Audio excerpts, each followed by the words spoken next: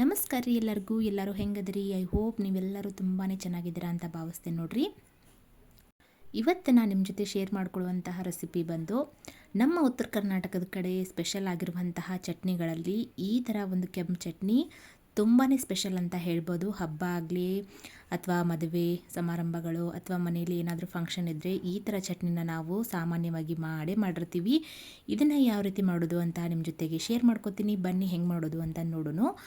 ಇವಾಗ ಈಗಿನ ಸೀಸನ್ ಅಂದರೆ ಈಗಿನ ವೆದರಲ್ಲಿ ನಮಗೆ ಈ ಕಡೆ ಉತ್ತರ ಕರ್ನಾಟಕದ ಕಡೆ ಈ ಥರ ಕೆಂಪು ಮೆಣಸಿಕಾಯಿ ಸಿಗ್ತಾವು. ಇವನ್ನ ನಾವು ಹಸಿ ಮೆಣಸಿಕಾಯಿ ಇವು ಅಂದರೆ ಹಣ್ಣಾಗಿದ್ದಂತಹ ಮೆಣಸಿಕಾಯಿನ ನಾವು ತೊಗೊಂಡು ಬಂದು ಈ ಥರ ಚಟ್ನಿನ ಮಾಡಿ ಸ್ಟೋರ್ ಮಾಡಿ 1 ತಿಂಗಳಾದ್ರೂ ಕೆಡಲಾರ್ದಂಗೆ ಸ್ಟೋರ್ ಮಾಡಿ ಇಟ್ಕೊತೇವೆ ನೋಡ್ರಿ. ಅದನ್ನು ಹೆಂಗೆ ಮಾಡೋದು ಅಂಥೇಳಿ ನಿಮ್ಮ ಜೊತೆ ಶೇರ್ ಮಾಡ್ಕೋತೀನಿ. ಬರ್ರಿ ಹೆಂಗೆ ಮಾಡೋದು ಅಂಥೇಳಿ ನೋಡೋಣ್ರಿ. ನೋಡ್ತಾ ಇದ್ರಲ್ಲ, ಮೆಣಸಿಕಾಯಿ ಮೇಲ್ಗಡೆ ಇರುವಂತಹ ತುಂಬನ್ನು ತೆಗೆದು ಒಂದಷ್ಟು ನಾನು ಮೆಣಸಿಕಾಯಿನ ತೊಗೋತಾ ಇದ್ದೀನಿ.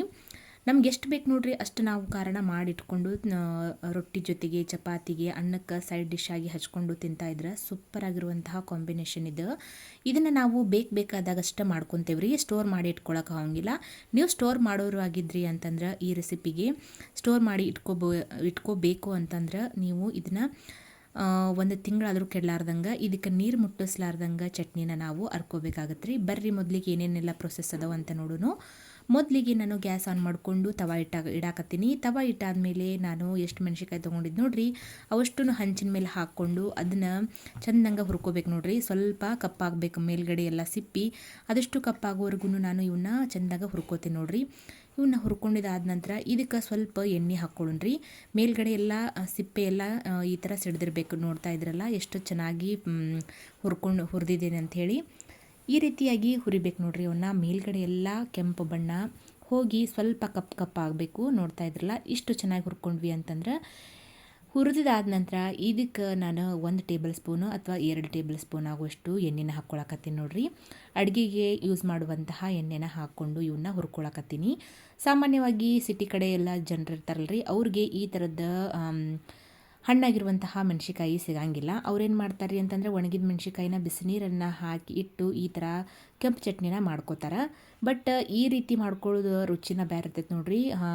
ಹೊಲದೊಳಗೆ ಗಿಡದಾಗ ಹಣ್ಣಾಗಿರುವಂಥ ಈ ಥರ ಮೆಣಸಿಕಾಯಿನ ತೊಗೊಂಬಂದು ಹುರ್ಕೊಂಡು ನಾವು ಚಟ್ನಿ ಮಾಡ್ಕೊಳ್ಳೋದ್ರಿಂದ ತುಂಬ ಸ್ಪೆಷಲ್ ಆಗಿರ್ತೈತಿ. ಹಾಗೆ ರುಚಿ ಕೂಡ ಹಾಗೆ ಇರ್ತೈತಿ. ಒಂದು ಹಳ್ಳಿ ಸೊಗಡಿನ ಒಂದು ಚಟ್ನಿ ಚೆನ್ನಾಗಿರ್ತೈತಿ. ನೋಡ್ತಾ ಇದ್ರಲ್ಲ, ಇದಕ್ಕೆ ನಾನು ಇದನ್ನು ತಣ್ಣಗಾದ್ಮೇಲೆ ಈ ಮೆಣಸಿಕಾಯಿ ಎಲ್ಲ ಒಂದು ತಾಟನ ತಕ್ಕೋತೀನಿ ರೀ. ಆಮೇಲೆ ನಾನು ಒಂದು ಸಣ್ಣ ಗಡ್ಡಿಲೇ 3 ಗಡ್ಡಿ ಆಗುವಷ್ಟು ಬೆಳ್ಳುಳ್ಳಿ ತೊಗೊಂಡೆ ನೋಡ್ರಿ. ಸಿಪ್ಪೆ ಸಮೇತ ತೊಗೋರಿ, ಸಿಪ್ಪೆ ಬಿಡಿಸೋಕೆ ಹೋಗ್ಬೇಡ್ರಿ. ಅದಾದ ನಂತರ 1 ಟೇಬಲ್ ಸ್ಪೂನ್ ಆಗುವಷ್ಟು ಜೀರಿಗೆ, ಹಾಗೆಯೇ ಕರಿಬೇವಿನ ಸೊಪ್ಪು, ರುಚಿಗೆ ತಕ್ಕಷ್ಟು ಉಪ್ಪು. ಮೆಣಸಿಕಾಯಿ ಎಷ್ಟು ತೊಗೊತೀರಿ ನೋಡ್ರಿ ಅಷ್ಟು ಉಪ್ಪನ್ನು ಹಾಕೋರಿ. ನಾ ಸುಮಾರು ಒಂದು ಅರ್ಧ ಟೇಬಲ್ ಸ್ಪೂನ್ ಉಪ್ಪು ಹಾಕ್ಕೊಂಡೆ ನೋಡ್ರಿ. ಇವಾಗ ಇದಕ್ಕೆ ಒಂದು 8-10 ನಾನು ಮೆಂತ್ಯ ಕಾಳನ್ನು ಹಾಕ್ಕೊಳಕತ್ತೀನಿ ನೋಡ್ರಿ. ಮೆಂತ್ಯ ಕಾಳು ಹಾಕೊಳ್ಳೋದ್ರಿಂದ ಚೆನ್ನಾಗಿರ್ತೈತಿ ಟೇಸ್ಟು, ಘಮ ಕೂಡ ಚೆನ್ನಾಗಿರ್ತೈತಿ. ಆಮೇಲೆ ಈ ಥರ ಶುಗರು, ಈ ಥರ BP ಈ ಥರ ಏನಾದರೂ ಮನೆಯಲ್ಲಿ ಸಮಸ್ಯೆಗಳಿದ್ರೆ ಈ ಥರ ಒಂದು ಮೆಂತ್ಯ ಕಾಳನ್ನು ಹಾಕ್ಕೊಂಡು ತಿನ್ನೋದ್ರಿಂದ ಟೇಸ್ಟ್ನೂ ಚೆನ್ನಾಗಿರ್ತೈತಿ, ಆರೋಗ್ಯಕ್ಕೂ ಕೂಡ ಒಳ್ಳೇದಲ್ವಾ. ಅದಕ್ಕಂಥೇಳಿ ಮೆಂತ್ಯ ಕಾಳು ಹಾಕ್ಕೊಳಕತ್ತೀನಿ. ಮೆಂತ್ಯ ಕಾಳು ಬೇಕಿದ್ದರೆ ಹಾಕ್ಕೊಳ್ಳಿ, ಬೇಡ ಅಂತಂದರೆ ಸ್ಕಿಪ್ ಕೂಡ ಮಾಡ್ಕೊಳ್ಳಿ. ಮೆಂತ್ಯ ಕಾಳನ್ನು ಜಾಸ್ತಿ ಹಾಕ್ಕೊಳ್ಳೋದಕ್ಕೆ ಹೋಗ್ಬೇಡ್ರಿ, ಯಾಕೆಂದರೆ ಕಹಿ ಬರ್ತೈತಿ ಚಟ್ನಿ. ಅದಕ್ಕೋಸ್ಕರ ಇವಾಗ ನೋಡ್ರಿ ನಾನು ಹಿಂಡಿ ಕಲ್ಲೊಳಗೆ ಈ ರೀತಿ ಚಟ್ನಿನ ಅರೆದು ತೋರ್ಸಕತ್ತೀನಿ. ಇದು ತುಂಬಾ ಸಾಫ್ಟ್ ಆಗಿರ್ತೈತಲ್ರಿ, ಬೇಗನೆ ಚಟ್ನಿ ರೆಡಿ ಆಗುತ್ತೆ. ಸ್ವಲ್ಪ ನಾವು ಒಂದು ಟೈಮ್ ತೊಗೊತೈತ್ರಿ, ಯಾಕಂದ್ರೆ ಇದ್ರೊಳಗೆ ಬೀಜ ಇರ್ತಾವೆ ನೋಡ್ರಿ. ಆ ಬೀಜನ ನಾವು ಚೆಂದಂಗೆ ಹರ್ಕೋಬೇಕಾಗತ್ತೆ. ಈ ರೀತಿ ನೋಡ್ರಿ ಚೆಂದಂಗೆ ಹರ್ಕೊಂಡಿದ್ದಾದ ನಂತರ ಇದನ್ನು ಇಷ್ಟು ಸಣ್ಣ ಆದರೆ ಸಾಕ್ರಿ. ಒಂದು 50% ಆದಮೇಲೆ ನಾವು ಇದಕ್ಕೆ ಉಳಿದಿರುವಂತಹ ತೊಗೊಂಡಿರುವಂತಹ ಇಂಗ್ರೀಡಿಯೆಂಟ್ಸ್ನ ಕೂಡ ಇದಕ್ಕೆ ಹಾಕ್ಕೊಳ್ಳೋಣ್ರಿ. ತುಂಬಾ ಈಸಿಯಾಗಿ ಮಾಡ್ಕೋಬೋದು. ಹಾಗೆ ಈ ಕಲ್ಲೊಳಗೆ ನಾವು ಅರ್ಧ ಟೇಸ್ಟ್ ಬೇರೆ ಇರ್ತೈತೆ ನೋಡ್ರಿ. ನಾವು ಮಿಕ್ಸಿ ಒಳಗೆ ಹಾಕೋಕ್ಕಿಂತ ಈ ಥರ ಕಲ್ಲೊಳಗೆ ಹರ್ಕೊಂಡ್ವಿ ಅಂದ್ರೆ ಒಂದು ಒಳ್ಳೆ ಘಮ ಇರ್ತೈತಿ, ಟೇಸ್ಟ್ ಚೆನ್ನಾಗಿರ್ತೈತಿ. ಈ ಕಲ್ಲೊಳಗೆ ಅರೆದಿಟ್ಟಿರುವಂತಹ ಚಟ್ನಿನ ನೀವು ಎಷ್ಟು ದಿನ ಇಟ್ಕೊಂಡ್ರು 2 ತಿಂಗಳ ತನಕ ಇಟ್ಕೊಂಡ್ರು ಒಟ್ಟ ಕೆಡಂಗಿಲ್ಲ ನೋಡ್ರಿ, ಅಷ್ಟು ಚೆನ್ನಾಗಿರ್ತೈತಿ. ಈಗ ನೋಡ್ತಾ ಇದ್ರಲ್ಲ ಇಷ್ಟು ಸಣ್ಣಾಗಿತ್ತು ರೀ. ನಾನು ಎಲ್ಲ ಕಡೆ ಹತ್ತಿದಂಥ ಚಟ್ನಿನ ಒಂದು ಕಡೆ ಸೈಡ್ ತೊಗೊಂಡು ಅದನ್ನು ಮತ್ತೆ ನಾನು ಚೆನ್ನಾಗಿ ಹರ್ಕೋತೀನಿ.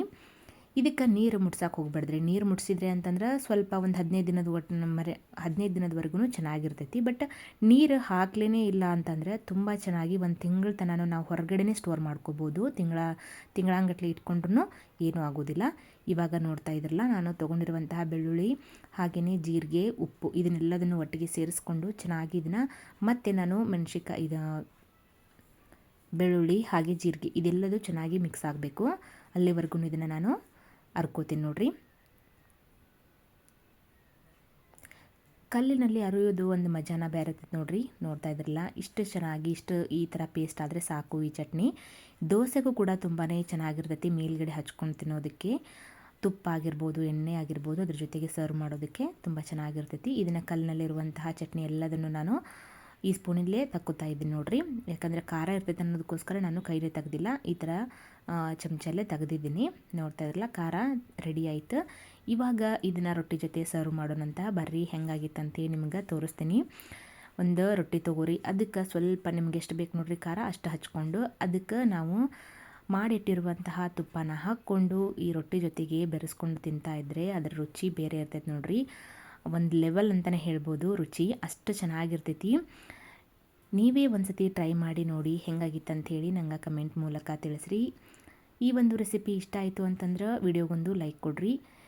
ಹೆಚ್ಚಿಗೆ ಇಷ್ಟ ಆಯಿತು ಅಂತಂದ್ರೆ ನಿಮ್ಮ ಫ್ರೆಂಡ್ಸ್ ಆ್ಯಂಡ್ ಫ್ಯಾಮ್ಲಿಗೆ ಈ ರೆಸಿಪಿನ ಶೇರ್ ಮಾಡಿರಿ. ಮತ್ತೊಂದು ಹೊಸ ರೆಸಿಪಿಯೊಂದಿಗೆ ನಾನು ನಿಮ್ಮನ್ನು ಭೇಟಿ ಹಾಕೀನಿ. ಅಲ್ಲಿವರೆಗೂ ಎಲ್ಲರಿಗೂ ನಮಸ್ಕಾರ ರೀ. ನನ್ನ ವಿಡಿಯೋ ನೋಡಿದಂಥ ನಿಮ್ಮೆಲ್ಲರಿಗೂ ಧನ್ಯವಾದಗಳು. ಈ ಚಟ್ನಿನ ತಪ್ಪದೆ ಟ್ರೈ ಮಾಡಿರಿ ಅಂತ ಹೇಳ್ತೀನಿ ರೀ. ಮತ್ತೊಂದು ಹೊಸ ರೆಸಿಪಿಯೊಂದಿಗೆ ನಾನು ನಿಮ್ಮನ್ನು ಭೇಟಿ ಹಾಕೀನಿ. ಅಲ್ಲಿವರೆಗೂ ಎಲ್ಲರಿಗೂ ನಮಸ್ಕಾರ ರೀ. Thank you for watching.